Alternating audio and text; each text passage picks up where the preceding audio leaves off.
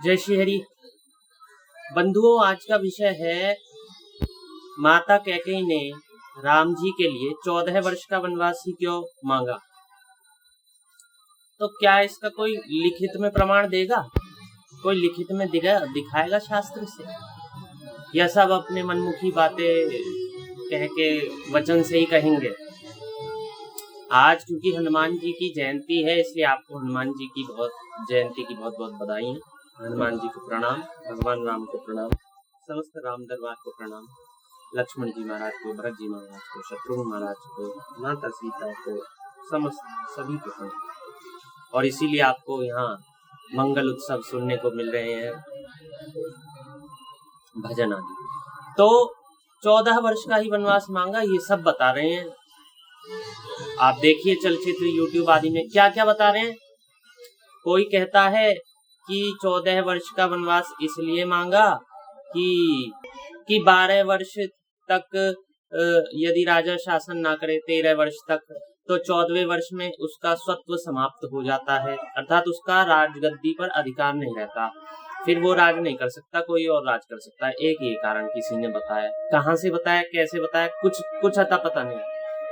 ठीक है, फिर उसी व्यक्ति द्वारा ये कहा जा रहा है कि जैसे द्वापर में 12 वर्ष के बाद 13वें वर्ष में उनका स्वत्व समाप्त हो जाता है, इसलिए 12 वर्ष का वनवास द्वापर में ये पांडवों आदि को दिया गया था। ठीक, तीसरे में कहा जा रहा है, अच्छा उसी चलचित्र में ये प्रमाण दिया जा रहा है कि फिर कलयुग में ऐसा है कि कलयुग में अब देखो 12 वर्ष की अवधि तक कोई यदि अपना अधिकार किसी प्रॉपर्टी पर नहीं जमाता है तो वो उसकी नहीं रहती, जबकि ऐसा अधिकार 12 वर्ष तक नहीं, संभवतः 20 वर्ष तक है कि यदि कोई एक ही कार्य को करता रहे, अपनी संपत्ति पर कब्जा जमाए रखे, तो 20 वर्ष के पश्चात अधिकार उसका हो जाता है और सामने वाले का समाप्त हो जाता है, ऐसा कुछ।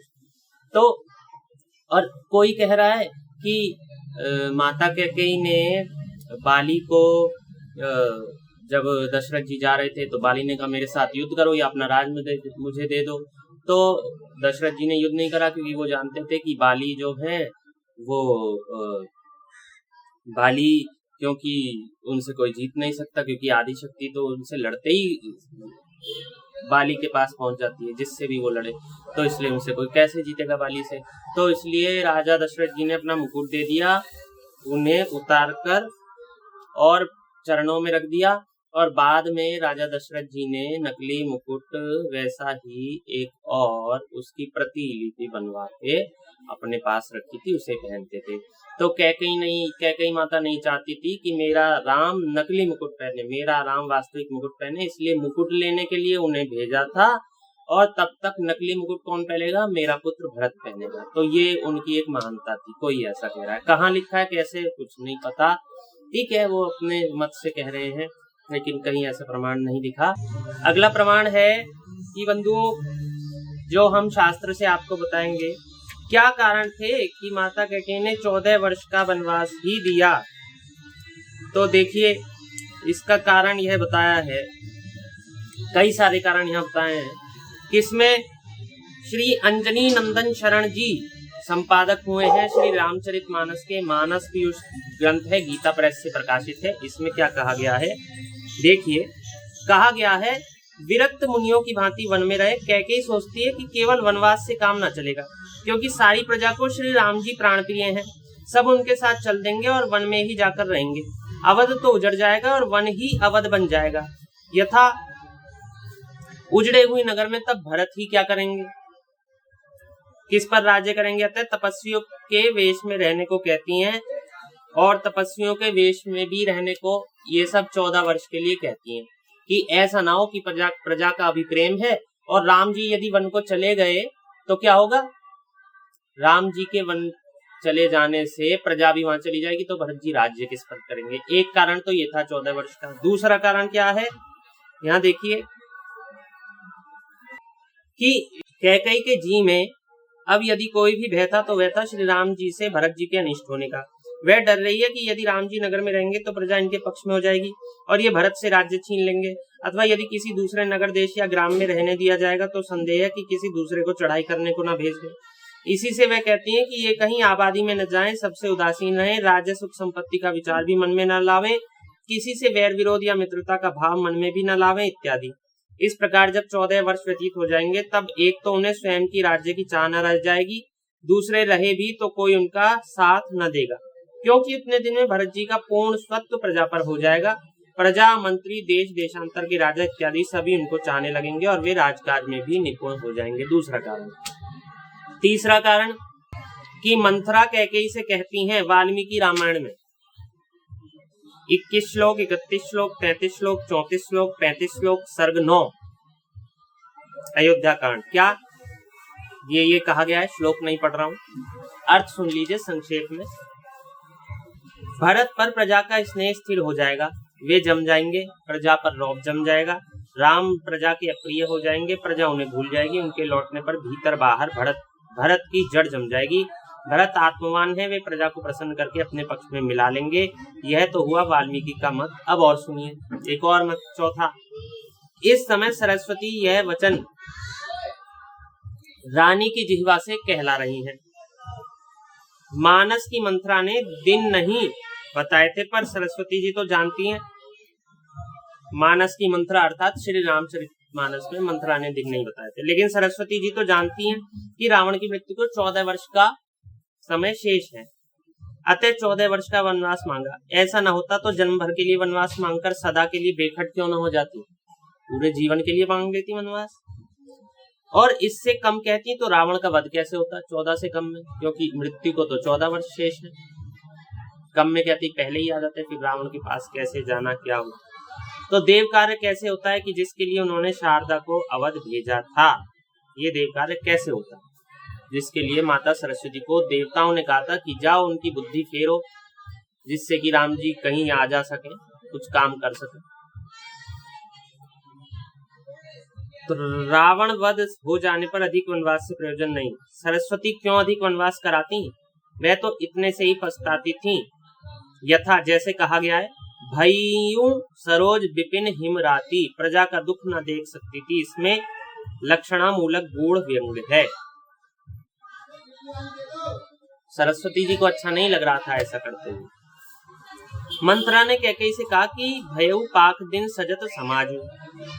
14 दिन व्यतीत होने पर 5वां कारण, 14 दिन होने बीतने पर 15वें दिन खबर मिली अतः एक दिन के बदले 1 वर्ष का वनवास मांगा।